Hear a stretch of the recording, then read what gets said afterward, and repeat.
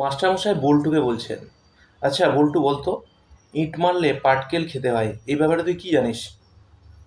বলছে, স্যার এখন বেশি সময় নেই। আগে আমাকে ইঁট মারলে আমি তাকে পাথর মারতাম, এখন স্যার পাথর খুঁজতে অনেক সময় লাগে। সেই জন্য স্যার বেশি টাইম নষ্ট না করে ওই ইঁটটাকে কুড়িয়ে নিয়ে আবার ছুঁড়ে দিই, টাইম বেঁচে যায় স্যার। বল্টু গেছে ইংরেজি মাস্টারমশাইয়ের কাছে পড়তে। তো বল্টুকে এক কটোরা দই দেওয়া হয়েছে। মাস্টারমশাই জিজ্ঞাসা করছেন, আচ্ছা বল্টু বলতো, হোয়াট ইজ দিস? বল্টু বলছে, স্যার দিস ইজ দই। মাস্টারমশাই বলছেন, হোয়াট ইজ দই?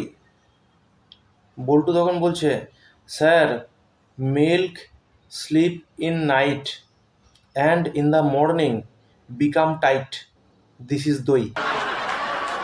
ছোট্টুকে একটা সাধু বাবার কাছে নিয়ে যাওয়া হয়েছে। নিয়ে গিয়ে ছোট্টুর মা সাধু বাবাকে বলছেন, বাবা আমার ছেলেটা না মোটেও পড়াশোনা করছে না, শুধু খেলাধুলায় মন, বদমাইশি করে, সারাদিন পড়াশোনা করে না, এবারে রেজাল্ট খুব খারাপ হয়েছে, আপনি কিছু একটা করুন। তখন সাধু বাবা ছোট্টুকে জিজ্ঞাসা করছে, কি ছোট্টু, তুই পড়াশোনা করিস না, বড় হয়ে কি করবি, তুই কি চাস? ছোট্টু বলছে, বাবা আমি অনেক টাকা চাই। সাধু বাবা তখন বলছেন, ঠিক আছে, তোকে আমি 1 বস্তা টাকা দিলাম, এবার তুই ওই টাকাটা সাইডে রাখ, রেখে বল তুই আর কি চাস। ছোট্টু বলছে, বাবা আমি আর কিছু চাই না, ওই পাশে যে টাকার বস্তাটা রাখলে আমি ওই টাকাটাই চাই।